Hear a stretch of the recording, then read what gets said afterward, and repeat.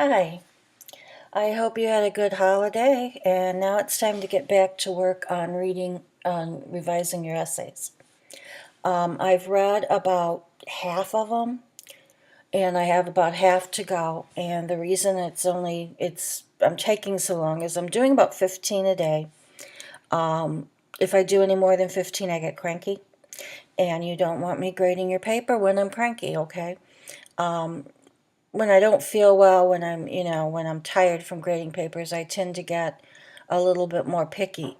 So I stop when that happens, okay? And I find 15 is about my limit in one day. And believe me, that takes a good 8 hours right there. I was a little disappointed in your essays. We've been practicing for about 2/3 of the class on how to write paragraphs, developing thesis statements, using language that isn't informal, avoiding cliches. And although the cliches were pretty good, there was still a lot of informal language in many of the papers, and I did note it on those that did have it. So I was a little bit disappointed in what you were doing. Although, I will say, for the most part,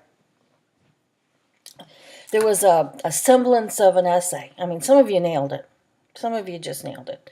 Some of you had a really good paper if you made certain changes, and some of you just kind of had not sure what I'm doing type situation.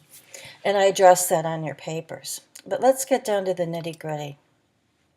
First of all, no one used correct MLA formatting. The Purdue OWL, and you want to probably write this down,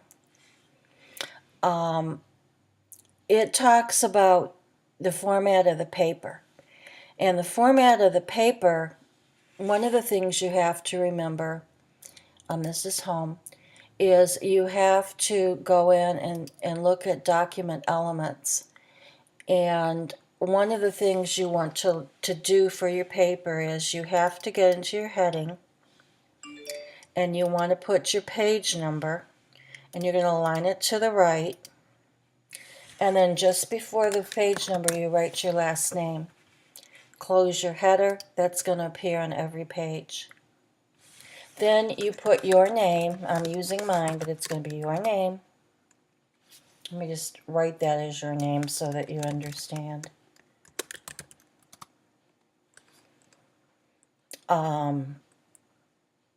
I forgot.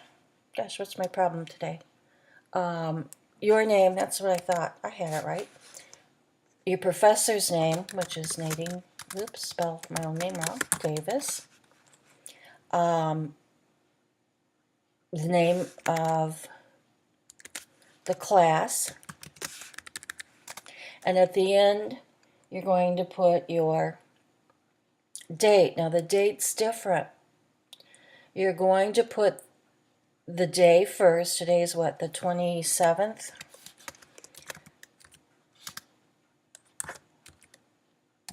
November 2017. Notice this is different. Since I already had gone, and I'm sorry, I forgot to show you this. I had already gone into the page numbers and made everything double spaced. And if you go up here on here and you double space it, you've got never have to hit a double space. Now you're going to center, and you're going to put in the title of the paper. Make it something original. Don't just say paper, essay 1. Give it a title based on what you're saying. Then you're going to click or return, go back here to the left alignment. Then you're going to hit Tab and start your first paragraph.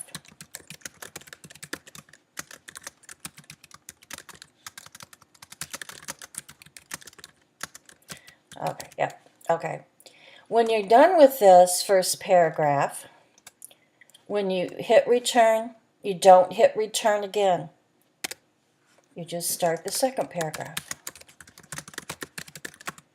Now, let's say I'm done with my paper. Of course, if I turned in a paper this short, I'd fail. But let's say I'm done. And so what I want to do now is I want to go to a new page, and I want to put in a page break page, and I got a new page. And notice my page numbers came with me. Now we're going to do the Works Cited page. And we're going to center the title that says, and then we're going to go click, and then you start your first citation. That's the last name, first name, title, period, and the year basically is all you put anymore that it was published. Title of public, well, if it would be title of a journal, you're going to have title of article and the year published. If it's a book, you just have the title, publisher, and then the year published and a period at the end. Make sure that then the next one goes here. Now, if this went too long, what we would need, let me go, it's a really long citation, goes to the next line. I need what's called a hanging indent. And I'm going to go up to my first line, and then I'm going to go, whoops, not line spacing options, line spacing options, I'm right. And then you're going to go to special, and you're going to click hanging indent, and there it is. So when you do the next one,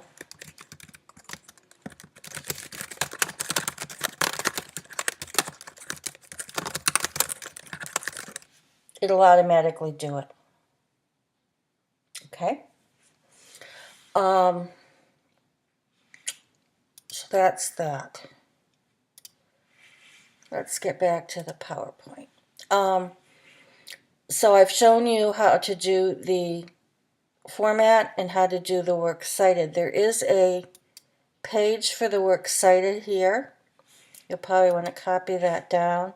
That just shows you exactly what I did. Okay? Except as real papers. Okay, back to PowerPoint. Many of you used informal language. You were using contractions. You were using verbs that had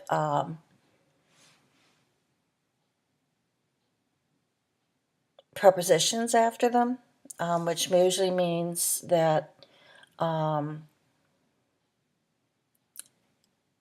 verb is weak. You want to make sure you use strong verbs.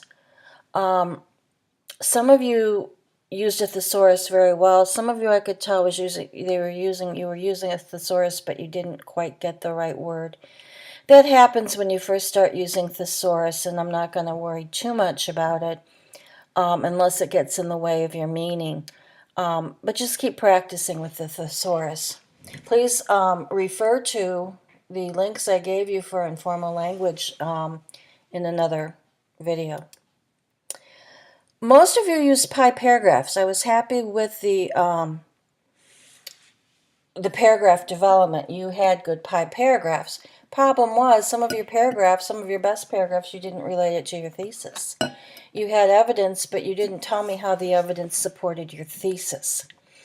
And the pi paragraphs then are a little different than what we were writing before, but you didn't have a point, a P, that related back to the thesis. Many of you had the evidence. My goodness, you had you had I, which is the research and the quotes. You had the I's, but you didn't have any E's. You didn't explain the I's.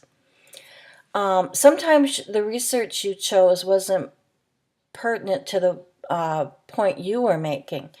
You had the research in there, but it was like thrown in because you had to do it.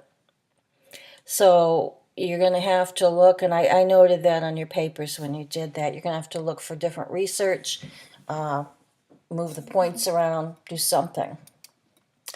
Your introductions were pretty decent, and this is something that I didn't talk to you about, but when you're introducing a book, when you're starting to introduce a paper such as this, you want to give some background, like in Vance's book, Hillbilly Elegy, he blah, blah, blah, blah, blah, blah, blah, blah, blah. Okay. You got to introduce what your starting point was. Your starting point was Hillbilly Elegy. So J.D. Vance, who grew up in Middletown, Ohio, has written a memoir called Hillbilly Elegy that blah, blah, blah, blah, blah. You need to open up the paper giving this kind of background, a little bit about who he is and what happens. He was a child. He had a mother who didn't care for him. His Mima helped him. And then